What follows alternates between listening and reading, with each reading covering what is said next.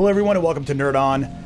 Beyond Light is coming out pretty soon, and I don't know about you guys, but I've been getting ready. I've been getting my characters maxed out on materials, on Masterwork armor, and of course Bungie has been helping us out with these double Nightfall drop rewards, and I've been just farming them like crazy.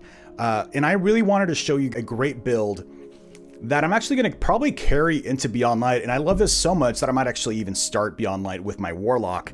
If you're not using mods, if you haven't really explored mods, you owe it to yourself to just hit that prismatic recaster, just get a bunch of random crap and just experiment and have fun. And that's exactly what I've been doing with my Warlock, and this build is all about keeping you and your teammates alive as the primary healer. But trust me, just because you're a healer doesn't mean you're not going to do insane amounts of damage with this build, so let's dive into it.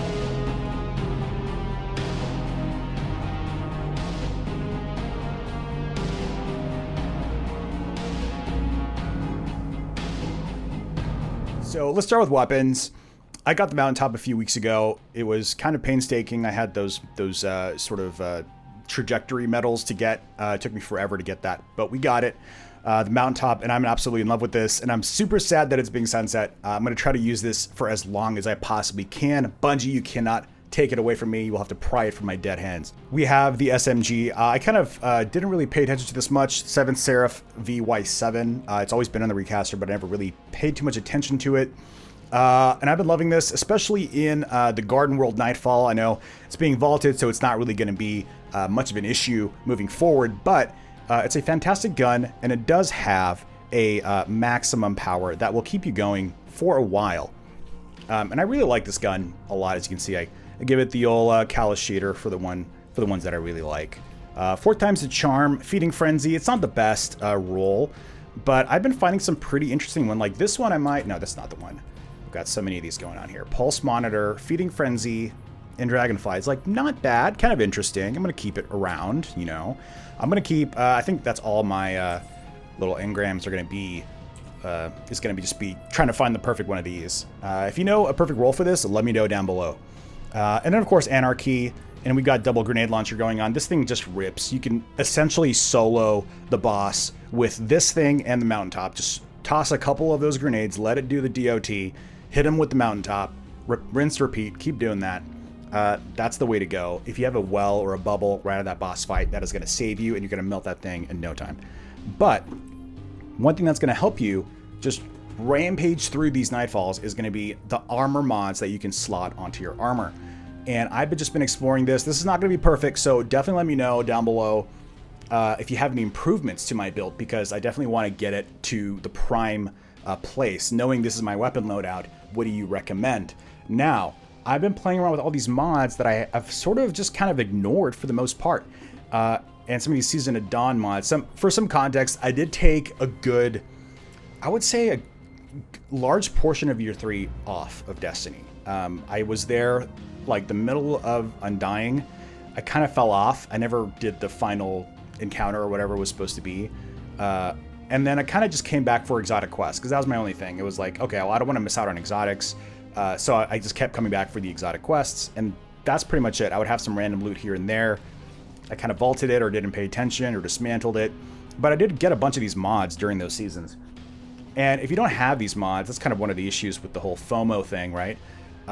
But you can get them from the gunsmith. You just got to keep an eye out every day as inventory rotates. So keep an eye out for these mods. Essentially, I say if you don't own the mod, buy it. Like, there's no reason not to, because you might play around with it later and have a lot of fun.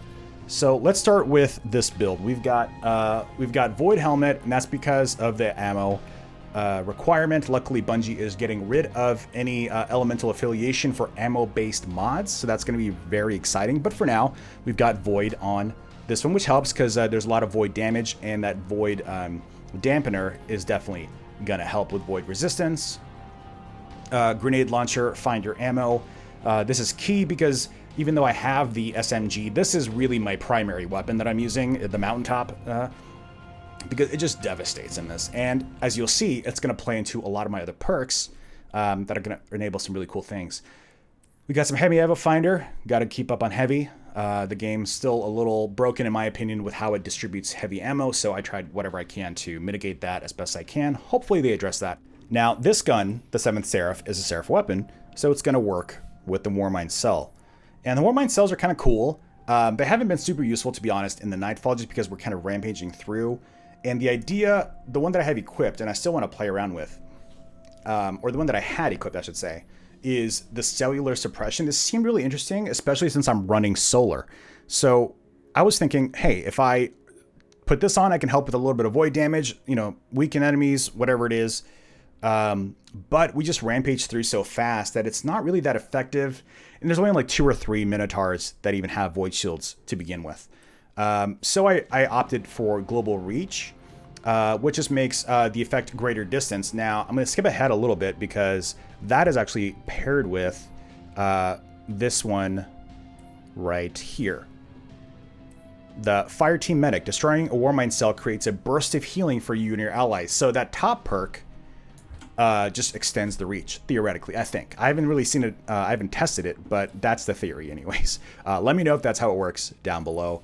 Moving on to my arms, we have the SUNBRACERS. I've made a Destiny Minute video about this, about these gauntlets with a build that I've been playing around with. It's a lot of fun. I'll leave a link down below. Check that out. It's a lot of fun. They're fantastic exotics, and they really help out in this because, you know, you have healing grenades as Attunement of Grace, and if you, you know, want to heal your friends, you can get a melee kill, and you've got essentially 3 or 4 healing grenades. It's pretty great. Or you can, you know, just stock back up, throw 3, reserve 1. Recovery. I think my armor build just requires a little bit more recovery, so I just decided to kind of help it out a little bit. And of course, I need my enhanced grenade launcher loader because, like I said, it is the primary weapon that I use during this strike. So it needs to be the fastest DPS that I can muster with it, while still, you know, wanting to get other perks in as well. So we've got our chest piece. I've got the Halloween ornament on. I quite like that one. She looks very dapper indeed. We've got another void resistance. There's a lot of void damage in the strike, and this has been, I think, saving my ass a little bit. Grenade launcher reserves. Again, my primary weapon. I need as much of that ammo as I can get. We've got this one, very interesting, off of the artifact, Countercharge. Become charged with light whenever you or a member of your fire team staggers or disrupts a champion, pierces any variety. So that's huge, because that's happening constantly throughout this strike, and the fantastic thing about this is that it enables all these other perks that are going to be so vital when you're fighting those champions. You know, if you're coordinated, you're well executed, those champions melt. But every now and again, there's going to be that one overload that, you know, your bullet didn't quite, he got through the defenses, and these perks are going to save your butt. Protective Light. When charged with light, you gain significant damage resistance against combatants when your shields are destroyed. This effect consumes all stacks of charged with light. The more stacks it consumes, the longer damage resistance there is. And this works really well. Put this on. This is, if you take away anything from this video, seek out, get Protective Light. It is awesome. I love it, and I will probably never take it off. Solstice Boots Magnificent. We've got special ammo reserves, traction, and FIRETEAM Medic. Now, I had to use special ammo reserves because of the fact that it's solar, and I didn't really want to pay to make it void right now. I should say my Warlock is my third character. I don't play a ton with it. I play a lot more with my Titan and Warlock. I mean, my Titan and Hunter. So I'm trying to make up for lost time as well. But, you know, this is one place where I kind of, it was fine to make that sacrifice because of the FIRETEAM Medic perk for this particular strike. Otherwise, I would probably switch to Void and just deal with something else. But I really wanted to play around with this, and this works really well too. Destroying a Warmind cell creates a burst of healing for you and your allies near you. It's like, it just takes that weight off your shoulders. Moving on to the mark to top things off. Sorry, the bond. I apologize, Warlocks. The bond. We've got Concussive Dampener. Just helps with that splash damage. Gets you, you know. And then these are some fantastic perks. Like I said, I am our team's Healy boy. So I've got to heal everybody and make sure that everybody is not playing stupidly, or if they are, help them out with a little overshield from time to time. I found I was like, you know what? I don't want to ever run out of healing grenades. So let's see how insane the uptime can be. So we've got Innervation, reduced grenade cooldown each time you pick up an orb of light. We've got Enhanced Bomber, even faster grenade cooldown when you use your class ability, which I use a ton of with the Rift, of course, Healing Rift to keep everybody alive. Firepower when charged with light. Regain a portion of your grenade energy when you use a grenade, and that kind of gets you a good chunk back on your way to getting another grenade, which these other perks are just going to kind of stack on top of, and you're going to have this insane maximum grenade uptime. So if you're going to do this build, you've also kind of got to commit to the role of healer in a way. Not to brag, but I typically have the second highest or the highest kills within the sort of LFG strike that I tend to find for my Nightfall runs. However, at the same time, I'm still the one keeping everybody alive, and it's a lot of work, but it's fun. It's a fun challenge to kind of like have to break the arc shields, have to get the champions, but also have to check the health of you and your teammates. Every chance I get, every cover we can slip behind, Rift is down. If I don't have a Rift, I've got a grenade just to heal us up, just to give us a little bit of a boost so we can have just a little bit more bravery going in against these champions. And I promise you, if you put on these mods, or at least some parts of these mods, you are going to completely transform your Destiny playing experience. I'm not even joking. That's not hyperbole. My gaming experience with the Warlock, with strikes, with Pinnacle activities has dramatically changed once I started taking my build a little bit more seriously and started to put just a little bit of effort. Basic arithmetic, you've got a budget of 10 energy and you've got certain mods, and Bungie has given us an incredible playground to play around with all this stuff, and it's only going to get better and more complex and more exciting. So have fun with it. Again, if you enjoy the video, definitely hit a like. If you haven't been, if you're not aware, I did start a new Destiny series called Destiny Minute, and it is a 1 minute long Destiny video, which essentially it's sort of been a creative challenge for me to get an effective video within a minute. It's not a gimmick. I'm taking it as a creative challenge to effectively communicate Destiny information within 60 seconds. And I think it's been going pretty well. I've been having a lot of fun with it. The edits are a lot more fun. Hopefully you guys have been liking the content as well. If you do, subscribe. The playlist is down below if you haven't gotten a chance to catch up on that new series. But let me know what you think of my Warlock. I might make similar videos for my Titan and Hunter at some point.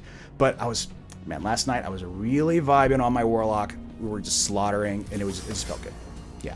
So let me know what your build is down below. If you've got something better than this, if you've got something more exciting than this, something more effective than this. I know Garden World is being vaulted, so it's not really going to be too much of a concern next season.